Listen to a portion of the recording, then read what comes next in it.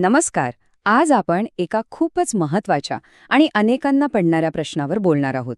विचार करा की वारसा हक्काने एखाद्याला सोसायटीमध्ये फ्लॅट मिळालाय, पण त्याच्याकडे सध्या कमाईचं काही साधन नाहीये. मग काय होतं अशा वेळी? चला, याचबद्दल आज सविस्तरपणे जाणून घेऊया. तर सगळ्यात मोठा आणि थेट प्रश्न हाच आहे की फक्त वारसा हक्काने फ्लॅट मिळवणारी व्यक्ती नोकरी करत नाही किंवा बेरोजगार आहे, या एका कारणामुळे सोसायटी त्यांना सदस्यत्व देण्यास नकार देऊ शकते का? याच प्रश्नाच्या उत्तराभोवती आजची आपली सगळी चर्चा असणार आहे. तर मग आपण या समस्येच्या अगदी मुळाशी जाऊया. ही एक अशी परिस्थिती आहे जिथे एका बाजूला कौटुंबिक वारसा हक्क असतो आणि दुसऱ्या बाजूला सोसायटीची अगदी स्वाभाविक अशी आर्थिक चिंता असते. बरं, आता क्षणभर सोसायटीच्या दृष्टिकोनातून विचार करूया. त्यांची भीती अगदीच चुकीची नाहीये, नाही का? त्यांना वाटणारच की अरे, हा नवीन सदस्य जर काहीच कमवत नसेल तर सोसायटीचे जे दर महिन्याला मेंटेनन्सचे पैसे असतात ते कसे भरणार? ही एक खूप मोठी आणि अगदी व्यावहारिक शंका आहे. पण सोसायटीच्या या भीतीवर कायदा काय म्हणतो हे पाहणं महत्त्वाचं आहे. आणि कायदा इथे अगदी स्पष्ट आहे. सदस्याला सोसायटीची देणी भरावीच लागतात आणि या जबाबदारीचा त्याच्या नोकरीच्या स्टेटसशी काहीही संबंध नाही. ही जबाबदारी अंतिम आणि बंधनकारक आहे. तर आता आपण कायदा आणि भीती यांच्यातला नेमका फरक पाहूया. सोसायटीचं सदस्यत्व मिळवण्यासाठी कायदेशीर आधार काय आहे हे समजून घेणं खूप गरजेचं आहे. तर सगळ्यात महत्त्वाचा मुद्दा हा आहे की कायद्यानुसार पैसे कमवण्याची क्षमता ही सदस्यत्वाची अट असूच शकत नाही. ही एक मूलभूत गोष्ट आहे जी प्रत्येक वारसदाराचा हक्क स्पष्ट करते. प्रत्येक सदस्यावर काही आर्थिक जबाबदाऱ्या असतात, मग तो नोकरी करत असो किंवा नसो. यामध्ये मासिक देखभाल शुल्क, सिंकिंग फंड, दुरुस्ती निधी, मालमत्ता कर आणि इतर खर्चांचा समावेश असतो. या जबाबदाऱ्या सगळ्यांसाठी अगदी सारख्याच आहेत. मग साहजिकच प्रश्न पडतो की जर कोणी पैसे भरले नाहीत तर सोसायटी काय करते? तर कायद्याने सोसायट्यांना त्यांची देणी वसूल करण्यासाठी आधीच काही प्रभावी मार्ग दिलेले आहेत. त्यामुळे त्यांचे पैसे बुडतील ही भीती बऱ्याच अंशी निराधार ठरते. यासाठीच महाराष्ट्र सहकारी संस्था अधिनियम 1960 आहे आणि त्यातलं कलम 154B29 हे सोसायटीला थकबाकी वसूल करण्याचे कायदेशीर अधिकार देतं. हे एक प्रकारे सोसायटीसाठी सुरक्षा कवचच आहे. आता हे बघा, इथे किती सोप्या पद्धतीने सगळं मांडलंय.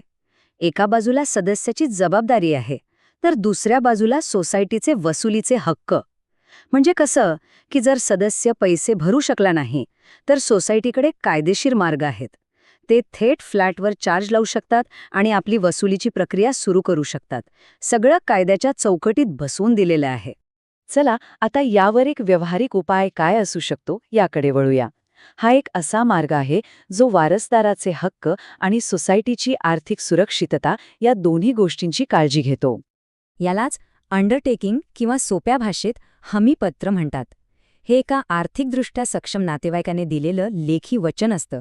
यात अगदी स्पष्ट लिहिलेलं असतं की जर नवीन सदस्य पैसे भरू शकला नाही तर ती व्यक्ती ती जबाबदारी घेईल. आणि हे हमीपत्र तयार करण्याची प्रक्रिया अतिशय सोपी आहे. एक जबाबदार नातेवाईक शोधायचा, त्यांच्याकडून एक पत्र तयार करून घ्यायचं ज्यात पैसे भरण्याची हमी असेल आणि ते पत्र सोसायटीला सादर करायचं. खरंच इतकं साधं आहे हे. अर्थात या हमीपत्राला अधिकृत स्वरूप येण्यासाठी त्यात काही गोष्टी असणं गरजेचं आहे. जसं की हमी देणाऱ्या व्यक्तीचं पूर्ण नाव, पत्ता, त्यांच्या उत्पन्नाचा तपशील आणि सर्वात महत्त्वाचं म्हणजे सोसायटीची देणी भरण्याची जबाबदारी ते घेत आहेत हे स्पष्टपणे लिहिलेलं विधान. तर आता आपण जवळजवळ समारोपाकडे आलो आहोत. चला, तर मग सगळ्यात महत्त्वाचे मुद्दे पुन्हा एकदा पाहूया, जेणेकरून वारसदाराला पूर्ण आत्मविश्वासाने पुढे जाता येईल. एकदा वारसदाराने मृत्यूचा दाखला आणि वारसा हक्क प्रमाणपत्रासारखी आवश्यक कायदेशीर कागदपत्र सादर केली की सोसायटीला ती हस्तांतरणाची प्रक्रिया पूर्ण करावीच लागते. वारसदाराची आर्थिक स्थिती काय आहे हे हस्तांतरण रोखण्याचं किंवा पुढे ढकलण्याचं कारण असूच शकत नाही. चला, तर मग या सगळ्या चर्चेचं सार काय आहे ते या 3 महत्त्वाच्या मुद्द्यांमध्ये पाहूया. सगळ्यात पहिलं, सदस्यत्व हे वारसा हक्काने मिळतं, नोकरी आहे की नाही यावर ते अवलंबून नाही.